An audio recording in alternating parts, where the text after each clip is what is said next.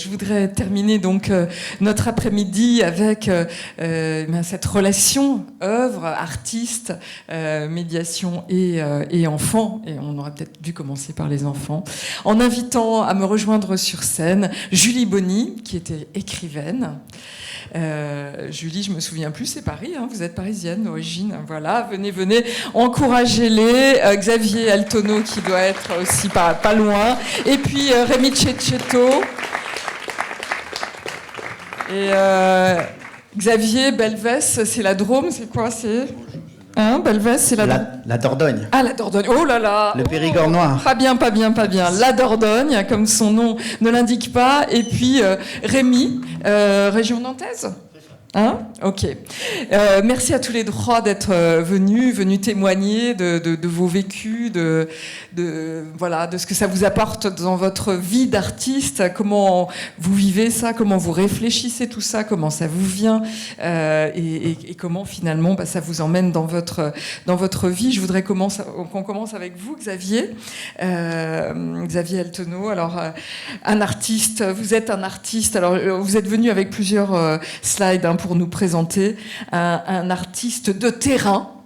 Quand j'ai découvert ce que vous faisiez, en tout cas c'est ce qui m'est venu, ça a interpellé votre pratique de vous retrouver devant des œuvres d'art qui étaient là dehors, un peu abandonnées. Vous avez vu le regard ou le non-regard d'ailleurs de certaines des passants en fait par rapport à ça, et chez vous ça tout de suite ça vous a chamboulé d'ailleurs, et ça vous a amené sur votre pratique. Alors dites-nous qui vous êtes. On peut vous voir en ce moment à mille formes, donc je pense que vous êtes un certain nombre à connaître Xavier. Et d'abord, votre signature, comme le disait une des médiatrices d'artistes. D'accord. Bonsoir à tout le monde. Donc effectivement, moi j'ai le dispositif espace manipulable qui est dans la grande salle à mille formes. Alors, ouais, c'est un peu toute la fin de mon parcours, c'est mille formes. Alors, si on reprend depuis le début, donc j'ai commencé il y a une vingtaine d'années à faire des peintures abstraites dans l'espace public. Beaucoup, en ce temps-là, je vivais à Madrid et je sortais très souvent la nuit et je faisais plein de petites peintures abstraites. Et comme tu disais très bien, rapidement, je me suis rendu compte qu'elles vieillissaient, que plein de choses se passaient, qu'elles étaient recouvertes, enfin qu'elles avaient une vie, qui est d'ailleurs tout le contraire d'une œuvre d'art dans un musée. Donc une œuvre d'art dans la rue a une vie qui peut être très courte, qui peut être très longue, mais il y a plein de choses qui se passent. Et je les ai toujours énormément documentées. Et donc ça, on était dans les années 1999-2000. Puis petit à petit, j'ai commencé à travailler avec des galeries, à travailler avec des musées, enfin faire des projets plus art contemporain, en tout cas en intérieur, donc pour montrer des œuvres exposables, qui est un peu compliqué quand on travaille dans l'espace public. Et j'ai commencé à travailler avec cette relation cette dégradation que j'observais dans la rue, cette dégradation de mes œuvres, comment je pouvais travailler avec ça et comment je pouvais reporter ce phénomène que j'observais dans les résultats de mes œuvres pour intérieur.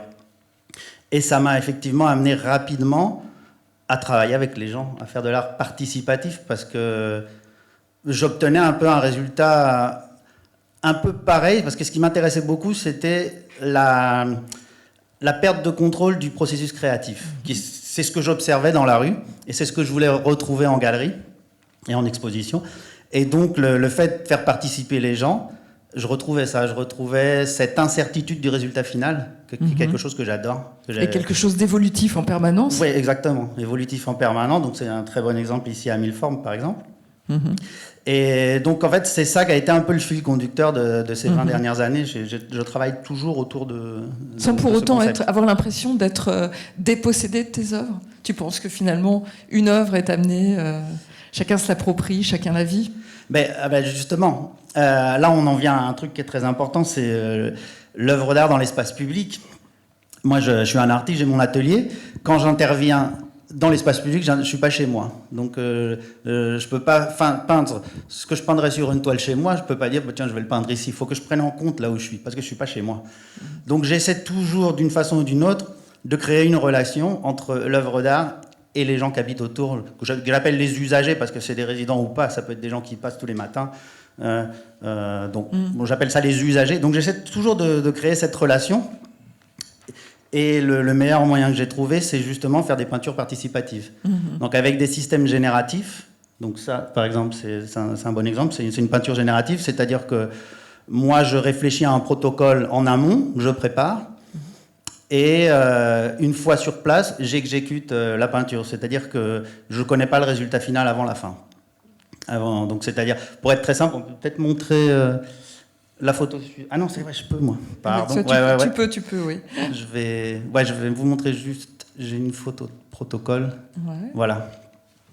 Donc voilà, c'est un protocole, c'est ça, c'est très simple. Il y a une série de règles, tirer au sort une couleur, tirer au sort une forme géométrique, tirer au sort l'orientation de la forme, des fois tirer au sort dans quelle case sur le mur vous allez peindre, et ça génère une peinture. Donc moi, je travaille énormément, je prends beaucoup de temps pour préparer ce protocole, mais après, quand je dis exécuter la peinture, je ne prends plus aucune décision artistique. Donc j'ai fait mes premières peintures génératives comme ça en 2010, et rapidement, je me dis, mais en fait, que ce soit moi qui le fasse ou les gens, le résultat est le même, puisque le protocole est graphique, c'est facile à suivre. Et donc, très rapidement, j'ai invité les gens à peindre avec moi, en fait. Donc, je vais vous montrer.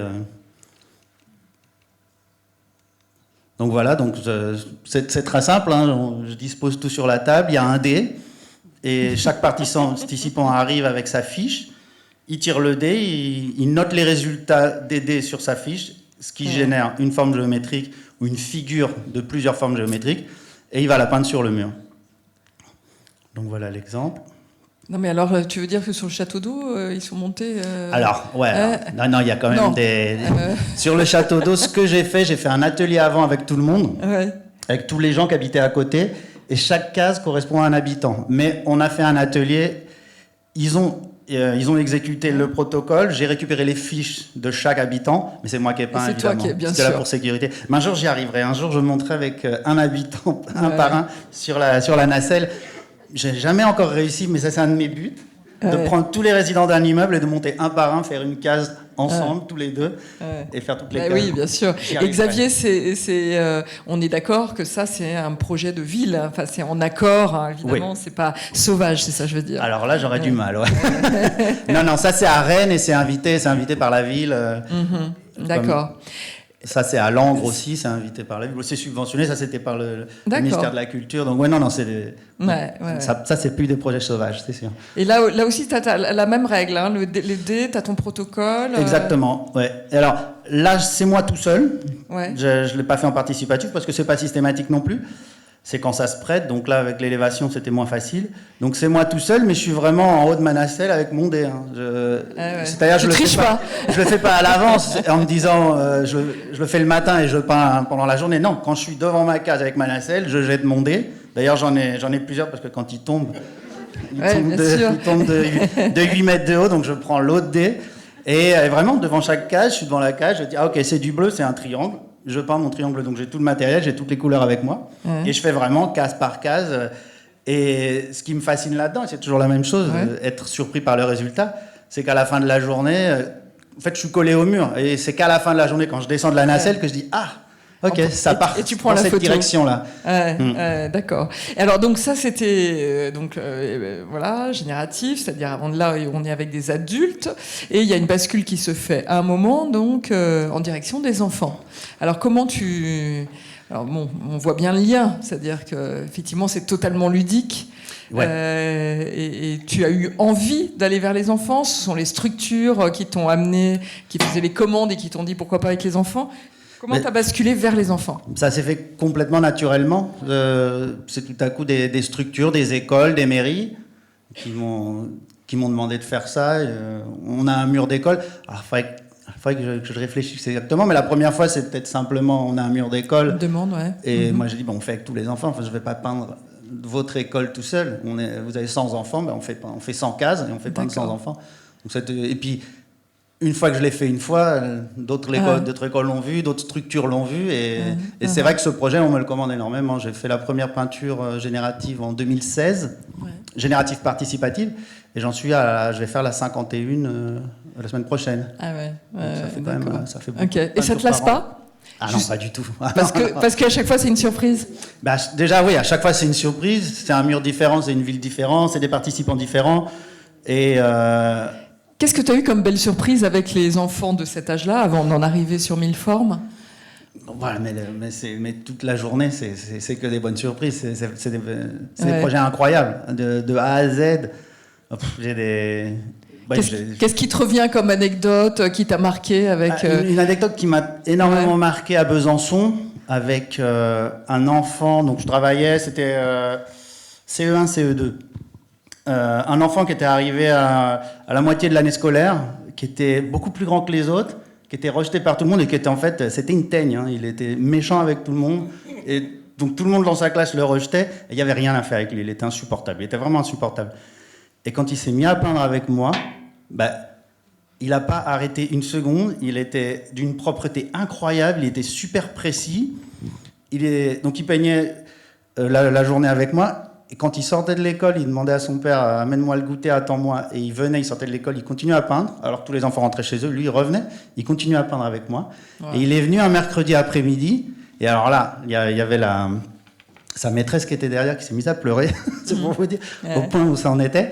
Il y avait eu un enfant handicapé qui participait aussi. Et cette teigne lui a tout expliqué et a passé toute l'après-midi à lui montrer comment peindre et comment bien le faire, comment bien s'appliquer. C'était... Là, on était tous super émus. Et des moments comme ça, il y en a tout le temps. Tout le temps. Ouais. Et donc, un autre regard de l'enseignant sur cet enfant. Exactement. Ouais. Alors, donc ça, voilà. Et tout doucement, on arrive à ta collaboration avec Milleformes. Alors, voilà, tous ces enfants c'est une photo parlante. Qui ont vu... oui, chaque enfant a une case sur le mur, là, par exemple. Trop fiers. Ah, ils devaient être trop fiers. Mais ils sont super contents. Alors, il y a un truc qui se passe et qui est très important, justement, pour l'art dans l'espace public, c'est que le mur est à eux, ils se l'approprient. 100%. En fait, moi, je le signe pas, c'est nous qui l'avons fait. Moi, je suis un peu le chef d'orchestre. On fait le truc tous ensemble. Et donc, le mur, tout le monde sait pourquoi il est là. Il n'a pas été parachuté du jour au lendemain. Ouais. Il a été fait par tout le monde, par les gens qui habitent autour, ou les enfants des gens qui habitent autour. Et tout de suite, il est intégré. Et tu fais une démarche, évidemment, de préparation avant, avec les enseignants, l'école, les enfants, pour leur expliquer ton protocole. Ouais, ce projet en particulier, c'est le plus poussé que j'ai jamais fait. Parce que c'est à Chaumont, en Haute-Marne. Je suis intervenu 4 fois dans l'année, et entre 1 semaine et 2 semaines à chaque fois, en préparation dans les écoles, avec les 100 élèves. Et je leur ai expliqué ce qu'était l'art génératif, je leur ai fait faire des protocoles, et je leur ai dit, maintenant, vous faites un protocole pour le mur. Donc c'est eux qui ont fait le protocole. Ils ont fait le protocole. Ils ont choisi les couleurs en fonction de ce que je leur avais expliqué. On regarde bien ce qu'il y a autour. On choisit des couleurs qui fonctionnent entre elles. Enfin, j'avais fait une étude de la couleur. Enfin, on avait tout fait, l'étude de l'architecture autour, étude des lignes directrices pour intégrer la peinture murale dans son support. Ils ont fait le protocole et ils l'ont peint. Donc là, c'était le plus complet que j'ai jamais fait. C'est bien en amont, et donc à la fois des résultats, des vécus, des changements de focale sur les enfants, et avant aussi du travail quasi pédagogique en fait. Complètement, ouais. Alors, ça c'était fabuleux. Donc ça c'est pour les plus grands, et nous voilà à Milleformes. Ils sont bien usés, hein. J'y suis allée, ça a bien servi. Hein. Ça a beaucoup servi. Là, regardez bien cette photo, c'est très neuf. Non, quand vous retournez là-bas, c'est plus comme ça. Et d'ailleurs, ça a été ma première réaction quand je suis arrivé ce matin. C'est d'aller tout de suite voir. Et je trouve que c'est fantastique, la patine que toutes les pièces ont pris. On voit bien qu'elles ont été énormément manipulées. Alors c'est bien, le projet s'appelle Espace Manipulable, donc c'est parfait. Et non, on voit vraiment, il y a une patine, il y a de l'usure. Et je les trouve encore plus belles d'ailleurs, les formes bien usées comme ça. Je trouve qu'elles sont super chouettes. Même parfois un peu entamées, cassées même pour certaines d'entre elles. Il y en a quelques-qui ont été mordues. La mousse, là, on voit les mâchoires en haut et les mâchoires en bas. Écoute, j'allais dire, c'est mieux sur tes œuvres d'art que sur la main d'un copain. Exactement. Alors voilà, raconte-nous ces espaces manipulables. Comment tu as travaillé avec les équipes voilà, quelle était ton idée? Comment ça s'est transformé c'est marrant, dans le vécu? J'ai tout de suite su ce que je voulais faire. Ça a été quand Sarah m'a écrit, j'ai pensé un petit peu. Et j'ai tout de suite eu une idée très claire de travailler au sol, travailler au mur, et une troisième installation mobile, donc qui sont des sculptures modulables sur roue. Alors ça, c'était très rapide, j'ai eu l'idée, et puis je leur ai présenté, et ils ont tout de suite accepté aussi, donc ça c'était parfait. Ah bah très bien, on fait les trois, donc fantastique.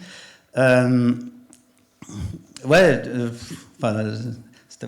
Tu pensais non, mais ce que je veux dire, c'est quand voilà, je te ramène aux enfants. Ouais. Alors bien sûr, tu avais la connaissance des enfants puisque tu l'as vécu dans les écoles, les villes, etc. Mais là, tu es avec des petits. Et donc, est-ce que ça a profondément bouleversé ton approche? Pas spécialement. Là, ils sont en accès libre, j'allais dire, totalement. Il n'y a pas de protocole, de dés, de non. Ah non, hasard. justement, ouais, ça j'ai bien fait exprès de laisser complètement libre. Ouais. Et d'ailleurs, j'ai tout de suite été très surpris par leur utilisation du dispositif, parce que c'était pas du tout celle que j'attendais. Ah ouais, alors vas-y, dis-nous, qu'est-ce que tu avais imaginé et qu'est-ce qui s'est passé? Par exemple, cette photo le montre bien. Je crois qu'il y en a une autre. Non, ouais, en fait, non, c'est que celle-là. Donc il y a ce petit ponton là au fond. Ouais. Et cette installation de mousse que moi j'avais imaginé de faire des compositions au sol, à l'horizontale. Et donc après, que les enfants montent sur le ponton pour voir le résultat d'un peu plus haut. Et en fait, au lieu de travailler au sol, ils ont tout de suite construit en hauteur. Et oui. Mais enfin, c'est évident. Mais moi, j'avais pas prévu ça. J'avais pas prévu ça. Mais évidemment qu'ils allaient faire ça. Enfin, je sais pas pourquoi. Mais de toute façon, oui, ils vont toujours plus loin que ce qu'on imagine. Donc, c'était une grosse surprise. Alors après, en parlant avec les médiatrices, elles m'ont quand même dit que ceux qui ont un âge un peu plus avancé, donc qui se rapprochent des 6 ans, si quand même ils comprennent qu'ils montent sur la plateforme pour voir l'œuvre, pour l'apprécier d'un peu plus loin, pour prendre de la hauteur. Ouais. Qu'est-ce que alors comment ça se passe, parce que cette œuvre vit alors pour le coup indépendamment de toi. Comment tu travailles, comment tu as travaillé avec les médiatrices de Mille Formes? Elles parlent de temps en temps du plaisir de discuter avec l'artiste pour peut-être mettre un cadre et les amener dans leur posture, dans leurs observations, etc. Comment ça s'est passé?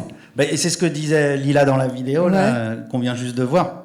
Elles avaient des tonnes de questions. On a parlé on a bien pris sûrement plus d'1 heure à faire le tour. Alors déjà, à me questionner d'où je viens et pourquoi je fais ça. Puis après, encore des bonnes minutes à parler de chaque installation précisément. Donc, ouais, elles avaient plein de questions. Alors après, d'un autre côté, moi, je peux pas vraiment expliquer pourquoi, parce qu'il y a pas un but derrière. Moi, je me dis, je laisse des formes géométriques intéressantes, légères, pour parler de cette installation avec la mousse, mais j'en attends rien de spécial. Je dis, c'est complètement ouvert. Je veux voir ce qu'ils vont en faire, je veux voir comment ils vont s'approprier ce dispositif.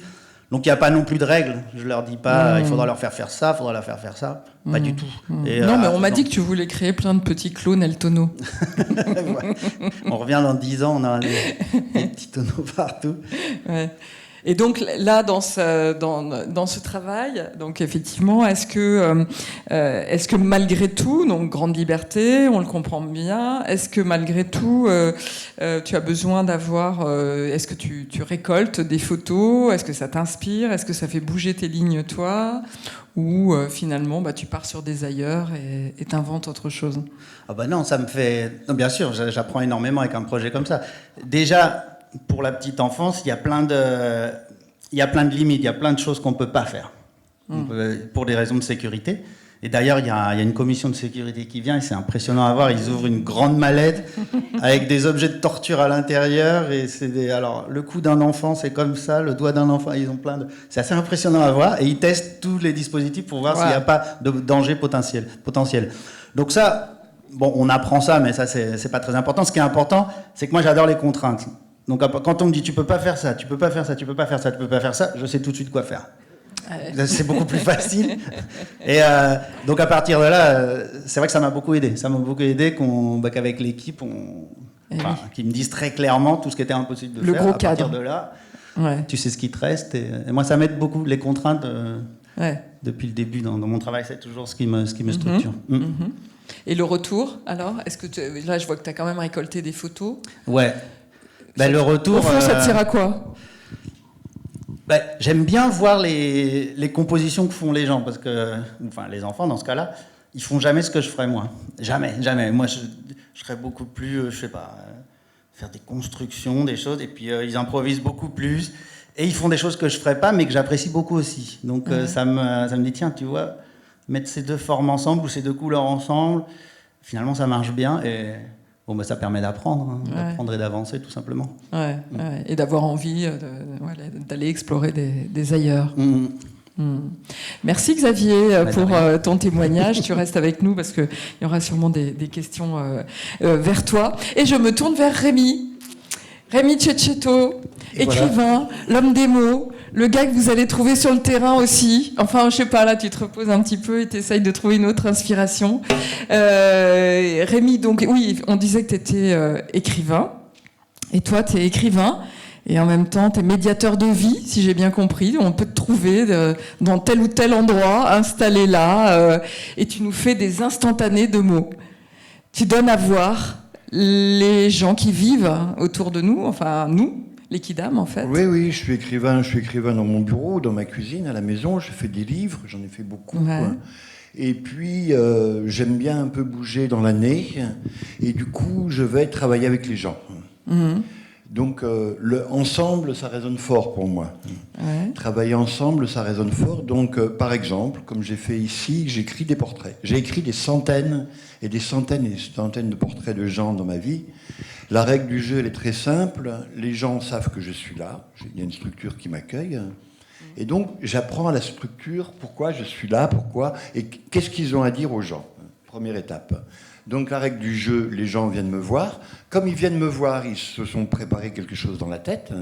Et ils me racontent des choses. Moi, je pose une ou deux questions, éventuellement. Et puis, ils vont à Milleformes, ou ils vont au Vival, ou ils vont au Vival, où ils vont chercher leurs enfants à l'école, etc. 20 minutes après, je leur offre un tirage du texte et une lecture du texte. Donc voilà. Et donc, c'est un texte, je me suis appliqué à un portrait, un instantané, un moment, là, voilà. Il est venu avec son t-shirt aux couleurs de ce qu'il fabrique, par exemple. Et c'est un instantané. Et qu'est-ce que ça génère, Rémi ? Parce que là, tu parles quand même de restitution aussi. Oui, de la douceur, du bien-être. C'est-à-dire qu'ils m'ont raconté des choses éparses, et moi, j'en ai fait un rectangle de texte.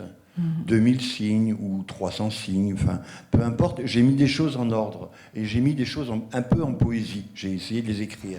C'est-à-dire que ce qu'ils m'ont dit, qui était un peu comme ça, ça partait dans tous les sens, moi j'ai trouvé une espèce de fil pour raconter, et puis j'ai trouvé des formulations, j'ai trouvé des mots, j'ai fait rythmer des choses, ou j'ai fait rimer, je sais pas moi, mélancolie avec spaghetti, ou rock'n'roll avec cholestérol, enfin des choses comme ça, des choses inattendues, et voilà, donc on est bien ensemble, on a toujours été bien au moment de la lecture.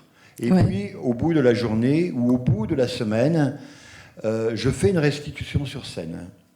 Et par exemple, en Bretagne, un jour, j'ai fait des filets garnis.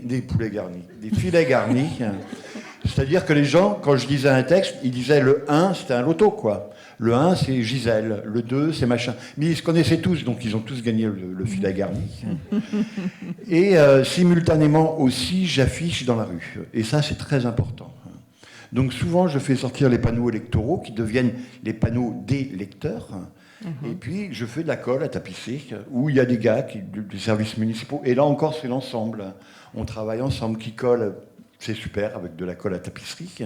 Et puis, les gens s'arrêtent, ils bouquinent. Moi, j'ai vu des gens s'arrêter en bagnole, et puis, tac, s'arrêter un quart d'heure, ils bouquinent, Et au fur et à mesure de la journée ou de la semaine, ça augmente. En une journée, il y a une dizaine de textes, mais en une semaine, il y a une cinquantaine de textes. Ça commence à faire volume, quoi. Donc tu redonnes, tu redonnes du relief aux mots, tu redonnes du relief aux gens, si je te comprends bien aussi. Toi, tu te nourris de ça, parce que tu me disais que tu en avais fait beaucoup, une dizaine d'années, hein, c'est ça, durant une dizaine d'années, et tu arrives à maintenir ton regard d'artiste, ou tu as le sentiment que finalement tu es dans une gymnastique d'artiste Ça me nourrit absolument pas, c'est sur le moment, tac. Ouais. C'est une grosse concentration, j'écoute, j'ai tous les capteurs ouverts. Si je pouvais m'approcher de la personne et la renifler, je la reniflerais. Mais j'imagine ça, comment elle sent, tout ça. Et donc c'est vraiment une grosse concentration, quoi. Un gros travail comme ça. Mais 5 minutes après, moi je les ai oubliés, je suis à l'autre, quoi. Hein. C'est infernal, c'est un truc, c'est absolument inhumain. Mais c'est ce que j'allais dire. Je C'est hyper considère fatigant. pendant 5 minutes. Après, je m'en fous, quoi. Au suivant, voilà, puis il y a le suivant qui vient. Alors bien ils ce que je sentais. sont comme ça. Ouais. Et puis dernièrement, j'ai travaillé dans un centre social à Clermont-Lérault. Et puis, parce que ça prend plein de formes aussi, ces portraits. Et à Clermont-Lérault, il a fallu que je travaille d'abord avec le centre social. C'était un théâtre qui m'a embauché, le théâtre du Sillon. Et puis, j'ai fait des photographies des gens. J'ai écrit, mais je les ai photographiés. Et tout ça, ça avait pour but de faire un spectacle en déambulation. Donc, il y a une équipe de théâtre qui est arrivée, un scénographe qui est arrivé. Donc, le travail ensemble, quoi, ensemble. Et puis, j'ai pas pu être là pour les représentations. Et mince, malheur, quoi. Malheur pour moi, parce que j'aurais voulu voir comment étaient les gens avec qui j'avais travaillé, à entendre tout ça, à voir tout ça, quoi. Et donc oui. j'ai vite sauté sur mon téléphone après, j'ai dit mais racontez-moi comment ils étaient les gens, quoi.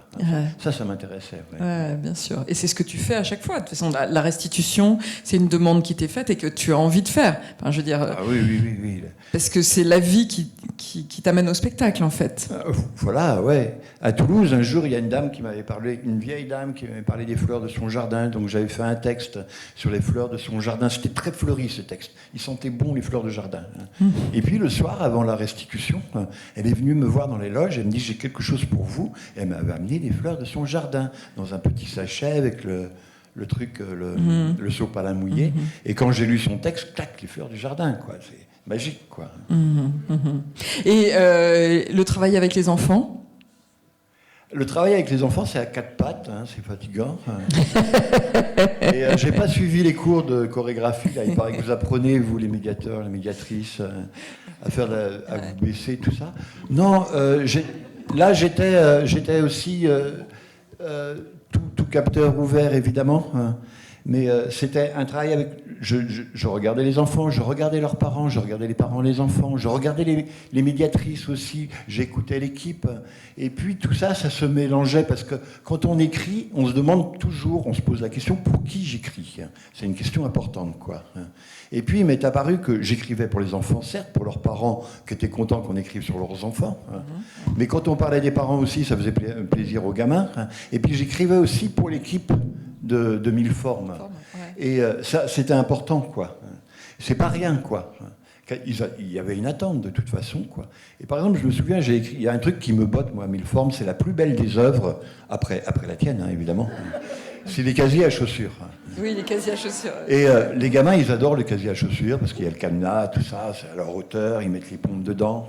Et puis quand tu regardes les casiers à chaussures, j'ai relu ça hier soir, le texte, c'est vrai, c'est une génération basket, quoi. Donc basket. Puis tout d'un coup, il y a les claques de maman. Et puis basket. C'est étonnant, quoi. Et ailleurs, ça n'aurait pas été pareil.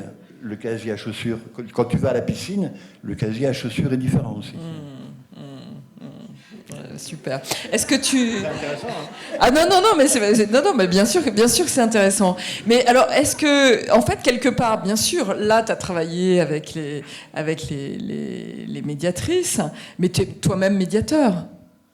Tu es artiste médiateur, tu es médiateur artiste, comment tu dirais ça? Je travaille avec des médiateurs. Toute l'année, je travaille avec les médiateurs. J'ai été très longtemps travaillé à Montaigne, à Bordeaux, à l'Institut de médiation, pour raconter comment je travaille.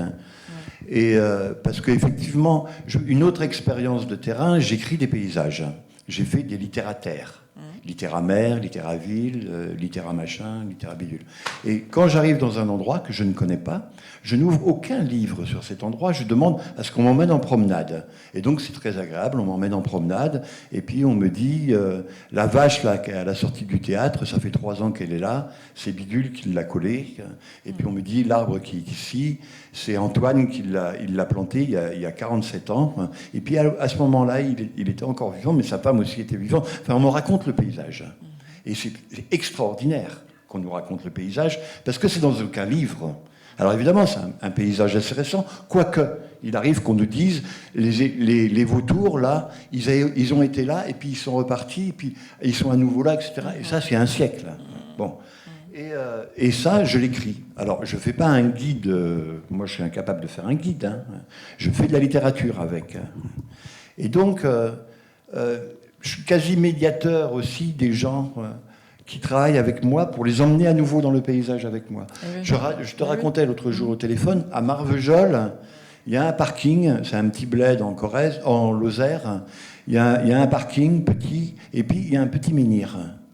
Et ce petit menhir, je me suis fait raconter, c'est un toubib qui l'avait trouvé. Et puis finalement, le toubib, il habitait là. Maintenant, c'est plus le toubib qui habite là. Et puis il avait mis le menhir devant chez lui, il ne le voulait pas dans son jardin, quoi, visiblement. Et personne ne le considère, ce menhir. Il n'y a pas de panneau pour dire qu'il s'appelle menhir, que c'est le toubib qui l'a ramassé, tout ça, quoi. Bon. Et donc, j'ai fait un texte qui disait « Petit menhir s'ennuie ». Moi, je suis petit menhir, je m'ennuie. Tout le monde passe à côté de moi. Il n'y a que les chiens qui me considèrent, mais c'est juste pour me pisser dessus. En gros, c'était ça, le texte. Eh bien, je suis retourné des années après, et les gens me disaient « Ah, petit menhir, on lui dit bonjour. » Et voilà. Je l'appelle petit menhir, maintenant. Et ils lui disent bonjour, et puis ils vont lui faire une tape, une claque, comme ça, ensemble. Pof, ça va, petit menhir, tout ça, quoi. Voilà. Redonner à voir, redonner à vivre. Oui, et c'est-à-dire que si je suis médiateur, je suis peut-être médiateur, enfin, par exemple dans l'écriture de ces paysages, sur le regard que les gens ils peuvent porter. Un autre regard. Le regard, l'écoute, tout ça qu'ils peuvent porter sur ce qui les entoure. Réveiller les sens. Est-ce que sur ce domaine-là, tu perçois une différence entre tes deux publics, les enfants et les adultes ? Aucune différence, sinon que les enfants sont très rapides. Je travaille en maternelle, je leur fais écrire une chanson. En 5 minutes, ils connaissent la chanson, ils la fabriquent, ils la connaissent par cœur et ils la chantent. Par exemple, il y a du froid, bonjour les anoraks, il y a du froid, je me sens patraque. Ils savent très bien à l'oreille faire les rimes. 5 ans après, quand ils sont plus en maternelle, ils savent plus faire rimer. Ils se posent trop de... Mais en maternelle, ils savent le faire. Voilà. Et il y a du froid, voilà, je veux pas sortir de chez moi, il y a du froid. D'accord. Le sens qui s'imprime et qui les enfants s'exprime. sont très très rapides. Merci Rémi pour ce témoignage, ce beau témoignage sur les mots, ce que nous sommes de tellement humains. Merci de nous redonner cette humanité. Et à tes côtés, donc une artiste, écrivaine, musicienne, comédienne, auxiliaire de puériculture. On va revenir. C'est Julie Bonny. Bonjour. Voilà, Julie. Alors, explique-nous, toi, tes œuvres. Hein, tu fais des spectacles vivants sur scène que tu écris et tu te représentes sur scène. Tu es en direct avec les enfants. Raconte-nous. Ouais. Alors, je la fais courte, mais il faut que je raconte. J'ai commencé par être chanteuse et violoniste dans des groupes de rock qui ont eu leurs heures de gloire il y a très très longtemps. Et après, la vie a été dure et j'ai fait cette formation d'auxiliaire de puériculture et j'ai travaillé pendant 10 ans à la maternité des Bleuets à Paris en tant qu'auxiliaire de puériculture. En 2013, donc presque 10 ans maintenant, j'ai eu 2 bonnes nouvelles. J'ai sorti mon premier roman qui s'appelle Chambre 2 et qui a miraculeusement bien marché. Et parallèlement, j'ai une amie danseuse qui m'a embarquée pour faire la musique avec elle de spectacles de danse pour les tout petits. Avec cette danseuse, j'ai fait 3 spectacles. Alors c'était complètement 16 spectacles et j'étais musicienne sur scène. Et parallèlement, j'ai sorti depuis 2013... c'est mon 7e roman adulte et j'ai sorti une série pour les ados et j'écris pour les enfants, j'ai fait des fictions radio, enfin bon, ma vie est sortie de l'hôpital, on va dire. Enfin. Et là, depuis, ça n'a plus trop de sens. J'ai créé en 2019, on va dire, après il a été beaucoup annulé à la suite de ça, un spectacle qui s'appelle Chanson d'amour pour ton bébé, qui est de la musique, du texte et de la scène et des bébés. Donc c'était le cœur finalement de tout ce puzzle de ma vie qui n'avait pas grand sens, en tout cas qui m'avait fait faire des grands écarts assez douloureux. Et je joue sur scène avec Stanislas Grimbert, qui est un excellent musicien, qui est pianiste et percussionniste. ce spectacle pour les bébés, donc les bébés et leurs accompagnants, qui sont soit des parents, soit des auxiliaires, des assistantes maternelles et des gens qui travaillent avec les enfants. Et qu'est-ce que ça a de spécifique de créer un spectacle pour les bébés? Alors celui-là en particulier, je voulais absolument raconter mes 10 ans, enfin pas mes 10 ans, nos 10 ans avec tous les gens que j'ai rencontrés dans ces moments hyper aigus de maternité. Ce que j'avais déjà pas mal raconté dans mon premier roman, puisque c'était l'histoire d'une auxiliaire de puériculture qui était dans des groupes de rock. Mais c'est officiellement pas du tout une autobiographie. Et donc ce moment de la création du lien, en fait, qui a été ce qui m'a absolument passionnée pendant ces 10 ans à la maternité. Par ailleurs, j'ai détesté travailler en maternité parce qu'on y est mal payé, parce qu'on y est maltraité, parce qu'il y a trop de travail, parce que c'est vraiment monstrueusement difficile et que chaque fin de garde de 12 heures, on a l'impression d'avoir fait le quart du travail qu'on aurait dû faire et d'avoir mal fait son boulot et d'être surpressurisé. Et c'était vraiment insupportable et j'étais vraiment contente de partir. Mais j'ai adoré ce rapport au nouveau-né et ce rapport à peut-être aider ou permettre ou être un tout petit peu acteur de la création du lien entre les parents et le bébé. J'ai reçu des formations pour ça, c'est pas venu de mon initiative, mais et tout ce que vous avez dit et tout ce que j'ai entendu depuis cet après-midi qui était vraiment passionnant, et toute la question de la position en fait de où on se pose par rapport à l'enfant et à ses parents. Et c'est une question que, en tant qu'auxiliaire de puériculture en maternité, je me suis posée en permanence et qu'on s'est beaucoup posé en équipe et avec les psys de l'équipe. Et parce que souvent, on est pressurisé, donc on est dans un espèce de faire complètement absurde. C'est-à-dire qu'on doit à midi avoir pesé tous les bébés, donc les avoir déshabillés, échangés, fait les soins de cordon, nourris. Et que ça, c'est la première injonction. Et la deuxième injonction, c'est respecter leur rythme. Donc ça ne marche pas. Voilà. Mais bon, il y a une injonction que j'essayais de retenir, c'était respecter leur rythme. Et en tout cas, être là avec les parents et peut-être avoir une attention au bébé, en fait. Je trouvais que c'était ce qui marchait le mieux pour mettre tout le monde en confiance dans mon petit rôle d'auxiliaire. C'était finalement parler au bébé, le regarder, signaler quand il allait bien et qu'il était détendu, signaler quand éventuellement il hurlait, parce que en fait il y a quand même ce truc général qui a encore la peau dure de un bébé ça pleure et que il se fait les poumons, c'est normal, un bébé ça pleure, alors que quand on observe de près un nouveau-né, même un nouveau-né de 2 heures, il est vraiment incroyablement capable de faire savoir beaucoup de choses, le bien-être, le mal-être, de faire passer des émotions, répondre à quelqu'un qui lui parle. Ça c'est vraiment un truc que j'ai adoré en maternité, papoter avec les bébés. Bref, j'ai trouvé beaucoup plus efficace de faire ce spectacle pour faire exactement la même chose finalement, c'est-à-dire créer de l'art avec ce que je sais faire, c'est-à-dire des chansons et du texte, et ma voix, ma guitare et mon violon, et raconter à l'assemblée qui est devant moi. Le spectacle commence c'est l'histoire de la première nuit d'un papa, d'une maman, d'un humain aimant ou d'un nouveau-né avec son nouveau-né glissant ou quelque chose comme ça. J'ai un peu le trac là, je l'ai oublié, mais voilà. Et donc on raconte la première nuit et les petits. C'est pas petit parce que les pleurs d'un bébé, on sait très bien qu'en maternité, ça met les gens dans une situation hyper difficile. Les parents sont très démunis face à un bébé qui pleure. Ils sont démunis face à beaucoup de choses qui paraissent petites, mais qui sont des choses très graves et très importantes au moment où ils les vivent. Donc disons que je raconte ça avec le plus de légèreté possible pour que ça s'adresse aussi aux enfants. Et du coup, j'ai l'impression, moi, dans ce spectacle, de m'adresser exactement, enfin, j'essaye en tout cas de m'adresser exactement au lien entre les adultes, les accompagnants et les tout petits. Et en essayant de m'adresser à cet endroit-là, j'ai l'impression de créer une chose, quelque chose d'organique qui marche ensemble. Et parce qu'on sait aussi que les problèmes de lien peuvent durer une vie, ils ne se règlent pas toujours simplement et qu'il y en a la plupart du temps. Enfin, le coup de l'instinct maternel, merci, on sait maintenant que c'est vraiment des conneries et que voilà, il y a des gens pour qui c'est difficile longtemps. Et j'ai eu des expériences assez belles de mères qui versent des larmes d'émotion, pas forcément de tristesse du coup. Les larmes ne sont pas toujours de la tristesse, surtout en maternité. Et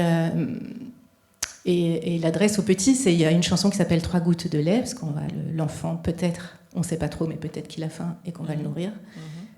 Et souvent, il y a des bébés qui vont au sein à ce moment-là. Et je pense qu'en fait, ça crée des montées de lait aux mères, tout simplement.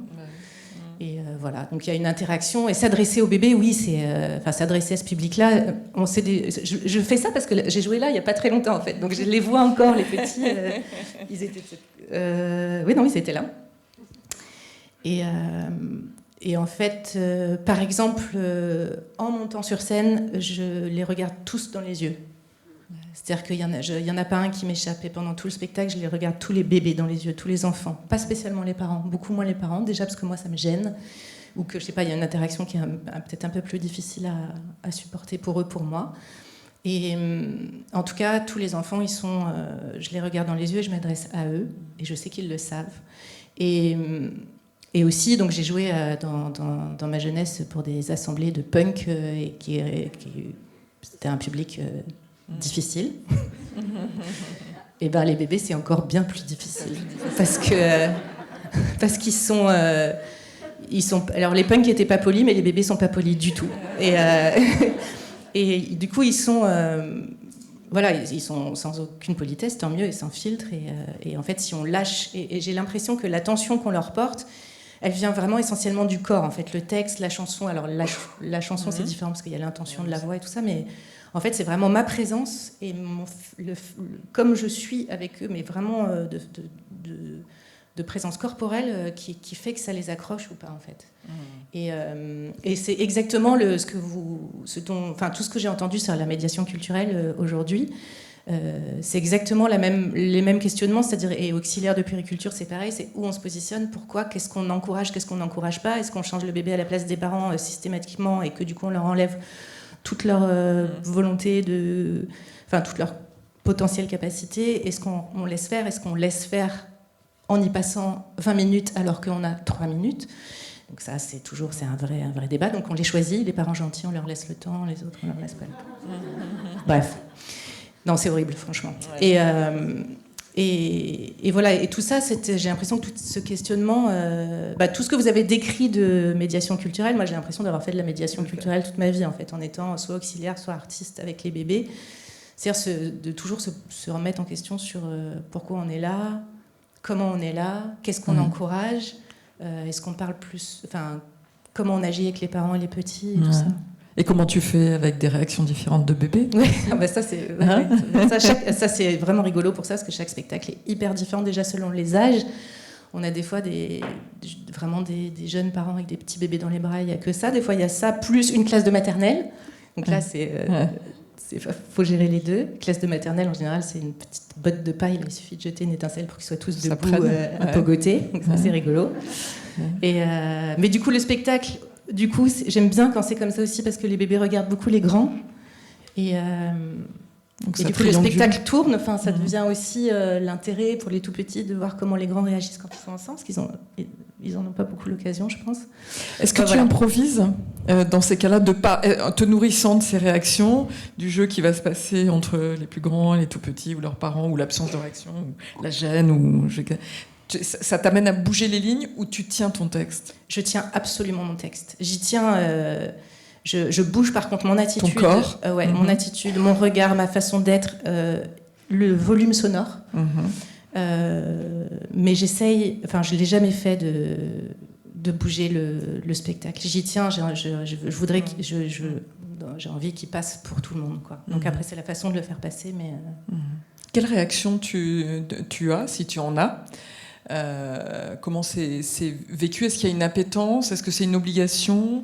Qu'est-ce qui motive, dans ce qui te revient, les parents à venir avec leur jeune enfant ? Est-ce qu'ils ont ce besoin d'exprimer, de créer de l'espace, parce que pour qu'il y ait du lien, il faut qu'il y ait de l'espace, et que peut-être toi tu génères cet espace. Qu'est-ce qui te revient dans les retours ? C'est difficile parce qu'après le spectacle, on reste sur scène avec Stan. Donc il y a ce moment très étrange où nous, on est là comme ça. Et on attend. Et le spectacle est fini. Ils ont applaudi, on a dit au revoir. Et les gens restent avec les petits. Les petits viennent nous voir. Ils touchent un peu les instruments. Ils posent des questions. Et les parents ne sont pas à ce moment-là... Enfin, on nous dit merci. On nous dit bravo. On s'en va sans rien dire, éventuellement. Mais non, je sais pas. En fait, moi, c'est ce à quoi je fais confiance, c'est ce que j'ai ressenti pendant le spectacle, et pas tellement ce qu'on va me dire après. Mais moi, j'aime pas parler après un spectacle. Je déteste déjà parler avec mes amis d'un spectacle que je viens de voir, mais alors avec les artistes, sûrement pas. Quoi. Je trouve que c'est faux. Le spectacle, il dure longtemps après, l'émotion, elle change dans l'heure. Enfin, j'aime autant, moi, qu'on ne m'en parle pas trop, à vrai dire. Et tu as parce que tu me disais quelque chose d'extrêmement désagréable quand tu es artiste et que tu vas présenter un spectacle pour enfants, c'est que c'est totalement dévalorisé. En tout cas, ça fait pas partie de l'art noble. Ouais, c'est assez rigolo parce que je continue quand même à faire des gros écarts un peu ridicules, et donc je me retrouve parfois dans les soirées d'auteurs parisiens chic, et quand je dis que je fais un spectacle pour les bébés, en général on éclate de rire, mais parce que vraiment on pense que je fais une blague. Et parce que c'est cool d'avoir été punk rockeuse, et ça en gros ça se sait à peu près, mais c'est pas mal, mais avoir été punk rockeuse, écrivaine dans des milieux parisiens chics, et faire un spectacle pour les bébés, là il y a un truc qui marche pas. T'as dégringolé quoi. Ouais.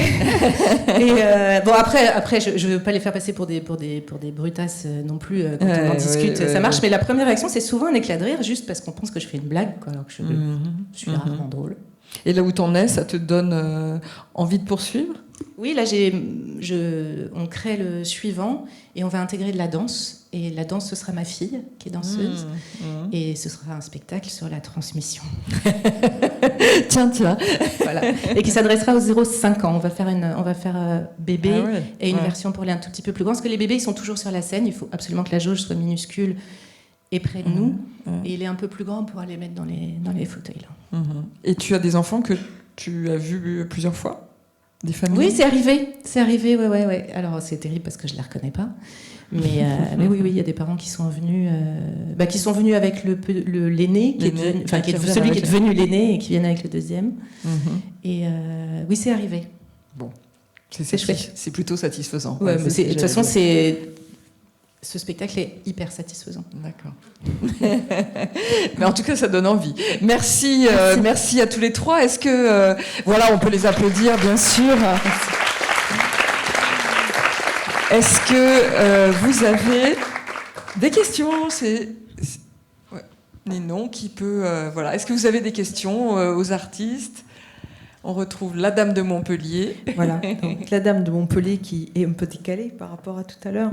Mais je crois que ça va aller... vous revenez sur la question. Mais ça va tout de même aller dans la continuité de ce qu'on vient d'entendre et de vivre, dans le fait que ces trois personnes nous ont présenté leur travail d'artiste, mais particulièrement avec la participation des publics. Et on peut dire que ce n'est pas des publics, puisque ce sont des personnes qui deviennent aussi artistes. Actives, participatives, dans le sens où, alors si je reviens un petit peu en arrière, mais toujours dans la continuité, dans ce travail avec les médiatrices que nous avons fait au musée Fabre, on a pris on a tiré le fil de finalement qu'est-ce que c'est qu'un bébé, et pour que les médiatrices puissent s'inspirer de ce qu'est un bébé, elles sont venues s'immerger dans les structures de la ville de Montpellier pour pouvoir comprendre le travail au quotidien avec un bébé, pour pouvoir s'immerger, pour comprendre aussi leur développement, leurs besoins. Et à partir de là, on a pu co-construire justement des visites de médiation pour les tout-petits. Voilà ce que je voulais dire tout à l'heure. Et je pense que c'est quand même dans la continuité, parce qu'en fait, on s'est tous mis autour du bébé et on s'est dit de quoi il a besoin, pourquoi on va au musée finalement, qu'est-ce qu'on va y faire avec des bébés. Et puis ces questions-là sont venues aussi dans la bouche des parents. Ah bon, vous allez au musée avec des enfants, mais vous allez faire quoi? Les assistants maternels avec qui je travaillais aussi. Et je trouve que le témoignage de ces trois personnes est très très très intéressant par rapport à... on ne fait pas du spectacle, mais on fait de la participation parce qu'on connaît les besoins des personnes à s'exprimer aussi. Voilà.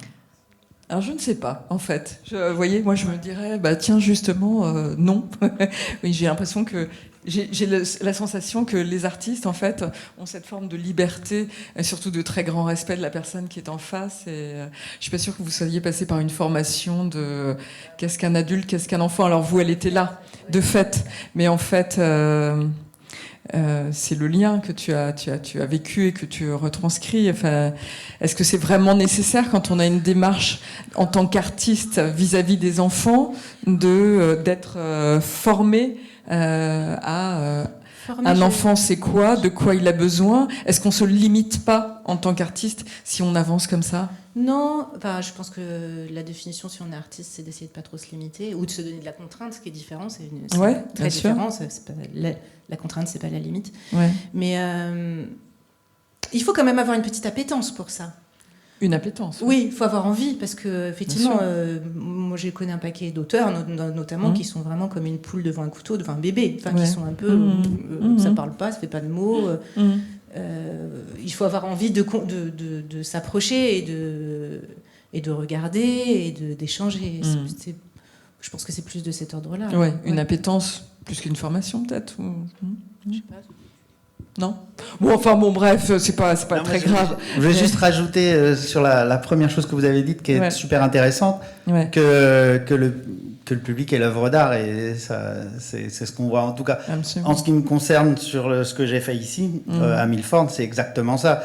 L'œuvre, quand je finis de l'installer, elle n'existe pas encore. Quand on ferme Milford, elle n'existe plus. Elle n'existe que quand elle est activée par le public. Et là, c'est l'œuvre. Et l'œuvre et le public, c'est la même chose. Donc, c'est pertinent. C'est ce que vous vouliez dire. Non. Simplement dire que ce n'était pas une formation, c'était juste une immersion. Ah oui, d'accord, j'avais mal compris. Voilà. Excusez-moi. J'ai dirigé pendant de longues années des ateliers à Angers, où il y avait une charte culture et solidarité qui s'était construite. C'est-à-dire qu'on faisait des accès et plus aisés pour les spectateurs, pour aller au spectacle, pour aller au musée, c'était pas cher. Hein. Et puis on s'est mis autour de la table avec Hervé Carré, l'adjoint aux affaires sociales, et puis l'adjoint à la culture, Lionel Descamps, en disant mais cette charte, bon, c'est super, on est content, hein, mais qu'est-ce qu'on peut en faire? Et on a inventé de faire en sorte que ces spectateurs-là, ou d'autres spectateurs, deviennent acteurs à leur tour. C'est-à-dire qu'ils fabriquent. Un peu pour répondre aussi à ce que vous disiez. C'est-à-dire que... et on a ouvert des ateliers qui ont duré 8 années quand même, que je dirigeais. Donc il y avait de l'écriture, il y avait de la peinture, il y avait de la sculpture sur métal, de la sculpture sur fer, il y avait de la vidéo, il y avait il y avait différents intervenants, et les gens fabriquaient. Nous, on était là juste pour les aider à fabriquer, comme dans tous les ateliers. Et on faisait de grandes expositions, on faisait des grands trucs, quoi. Donc c'est à différencier aussi la manière quand on travaille, nous, en tant qu'artistes, avec des publics, et quand on permet au public de travailler. C'est pas pareil. Merci. Est-ce qu'il y a d'autres questions? Excusez-moi si oui. Bonsoir. Alors, moi, j'ai une petite question pour Monsieur Eltonneau. Alors, c'est pas forcément mon cas, mais je sais qu'il y a quelqu'un pas très loin de moi qui aurait aimé vous poser la question. Si on est dans une structure, qu'on a un joli mur à peindre, et qu'on aurait envie de manière participative, comment on fait? Il faut envoyer un email. Ah. C'est une bonne. Ouais, c'est vachement simple, un en fait. bon point de départ. Ouais. Ok. Ok. Il faut pas hésiter. Enfin, j'en ai tout le temps. C'est facile. C'est chouette.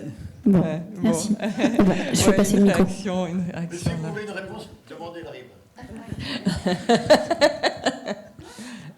Moi, en fait, Bonsoir. Bonsoir. Donc, Marie Debande, moi, je suis chargée des publics dans un petit centre d'art contemporain dans le Lot. Je suis venue avec toutes mes collègues du LMAC, le laboratoire de médiation contemporain de la région Occitanie. Eh ben, enchantée. Donc, enchantée. Et en fait, là, on a vu des artistes qui vont faire des créations avec quand même, dès le début de la création, cette question de l'adresse. Et là, en plus d'une adresse qui est très spécifique, après, au moins pour le travail de Julie, je pense que c'est déjà peut-être... Bon, et si, pour Eltono aussi, ce que vous avez fait à Mille Formes, forcément, la question de l'adresse était très présente. Quand on travaille avec les artistes, on n'a pas toujours... Enfin, on se retrouve en lien avec des œuvres où la question de l'adresse, elle n'est pas posée de prime abord, en fait. L'artiste, il est là, il crée, il est dans sa démarche de création. Ensuite, il nous livre une œuvre. Et après, finalement, c'est un peu plutôt nous qui allons réfléchir à comment elle s'adresse à ces différents publics, avec différentes qualités. Et en fait, moi, je voulais vous poser la question, en tant qu'artiste, justement, comment ça modifie cette démarche? Est-ce que c'est une bonne chose ou est-ce que c'est pas une bonne chose? Parce qu'il y a aussi beaucoup d'artistes qui sont réfractaires au fait de venir créer, répondre un peu à une commande pour un public spécifique. Voilà, moi, je voulais savoir, vous, en tant qu'artiste, comment vous vivez cette question de l'adresse? Qui vous répond? Alors, Julie. Moi, je recommande pas mes romans adultes à des gens de 12 ans, par exemple. Vraiment pas. Je pense que ce serait vraiment pas une bonne idée. Donc, voilà. Et par ailleurs, dans le spectacle pour les bébés, il y a toujours presque autant d'adultes que de bébés. Disons que je m'adresse particulièrement à des jeunes parents, on va dire. Mais je sais pas d'avis, je m'adresse, moi, ouais. Ouais, je pense que c'est important de s'adresser. Enfin, à un moment donné, on peut pas... Il y a certaines... Alors, je sais que sur les bouquins ados, par exemple, je m'interdis rien au niveau du style et au niveau de la langue, mais il y a certains sujets que j'évite aussi, juste parce que je trouverais pas d'éditeur. C'est tout con. C'est clair. La question de l'adresse, elle est importante. Par exemple, je suis allé travailler au musée Courbet à Ornans, donc là où il habitait. Et j'ai écrit l'étoile. J'avais une carte blanche pour écrire l'étoile. Donc je peux faire parler un monsieur ou une dame qui est dans la toile, je peux faire parler ses mains, je peux faire parler le dernier soleil rouge qu'il a peint du côté de la France, je peux faire parler tout ça. Et je me pose à un moment. Je vois les gens autour de moi, je vois les gens du musée qui travaillent, je vois les gens visiter. Je vois qu'il y en a qui sont comme ça, puis il y en a qui sont comme ça, puis il y en a qui sont comme ça.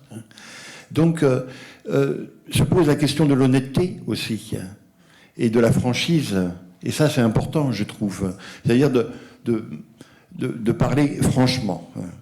Et quand on parle franchement, je pense qu'il y a des petits comme ça qui peuvent entendre, et puis il y a des grands comme ça qui peuvent entendre. Alors évidemment, il y a des sujets que j'aborde pas, qui sont pour les moins de 12 ans, pas très prescrits. Mais tout doucement, je crois moi j'ai fait des bouquins, j'ai été très surpris qu'on m'accueille en primaire avec ces bouquins-là. Je savais pas. Et ils étaient fans, les gamins. Je croyais que je les avais écrits pour les grands. Et c'est bien toutes ces choses qui nous échappent aussi. Xavier ? Ouais, alors moi, c'est vrai que mon langage graphique, abstrait, géométrique, de ce côté-là, c'est facile. Ça s'adresse à tout le monde, c'est ouvert à tout le monde, c'est ouvert à n'importe quelle interprétation. Et ça me fascine aussi de savoir comment on peut l'interpréter une grande personne ou un enfant, ce qu'il voit, ce qu'il s'imagine. Donc ça, moi, c'est très facile, j'ai pas de problème. Par contre, quand on passe une commande, je vais l'adapter selon l'âge des... Si c'est un travail participatif, je vais l'adapter selon l'âge des gens qui vont participer. Et c'est très facile aussi, c'est juste ce que je vous ai montré avant, les règles du protocole, les faire plus ou moins simples, plus ou moins ludiques, ça c'est super facile. Et c'est plutôt quelque chose du coup qui enrichit la démarche et qui n'est pas vécu non plus comme quelque chose qui bride la création. Dans mon cas complètement. Oui. Ouais, Rémi. De toute façon, c'est très juste que ça enrichisse. La censure qu'il y avait sur le cinéma américain, par exemple, leur a demandé des trésors d'imagination pour montrer quelque chose sans le montrer. Donc il fallait... Moi, si j'écris une scène érotique et puis je sais qu'il y a des enfants dans la salle, je vais faire un truc, je vais faire des métaphores culinaires, tout ça. Les adultes vont comprendre, les gamins, ils vont rien entraver. Ils ont entendu que ça parle de bouffe vaguement, voilà. Et que ça fait rigoler tout le monde. Ouais. Et voilà quoi. Merci. C'est bon? Ça va? Bon, bah écoutez, merci à tous les trois pour cet échange, ces nourritures, d'avoir pris du temps. Je voulais bien sûr vous remercier, vous, d'être là, présent. C'est important parce que finalement, 3 ans, c'est tout petit, mais voilà, quand je vois d'année en année, malgré les crises, les Covid, les machins, l'envie qui reste, la perspicacité, la construction des esprits, l'envie de continuer, et surtout les retours que j'en ai, moi, à mon petit niveau, au niveau des familles, voilà, c'est un encouragement, cette journée, pour vous tous dans vos pratiques. Merci à l'équipe de Sarah Matera, à Dominique Mans, à Ninon Séverin et Inès, bien sûr, son film. Et je voulais particulièrement tirer mon chapeau, outre nos invités qui sont venus jusqu'ici, tirer mon chapeau à Marie-Hélène, Marie, Marion, Justine, Lila, Juliette, Pauline, Valentine, qui sont les médiatrices de Mille Formes. Je crois qu'on peut les applaudir. Elles nous ont apporté le fil conducteur de cette rencontre autour de la médiation. On a besoin des uns et des autres, de vous en particulier. On a besoin de liens, on a besoin de groupes, on a besoin d'être singuliers, différents et d'arriver à vivre ensemble. Et vous en êtes une très très bonne motivation, une très bonne raison. Merci à tous. On se retrouve l'année prochaine, dans 2 ans. Je ne sais pas où est Sarah. Voilà. Mais on va se retrouver, c'est sûr. Merci.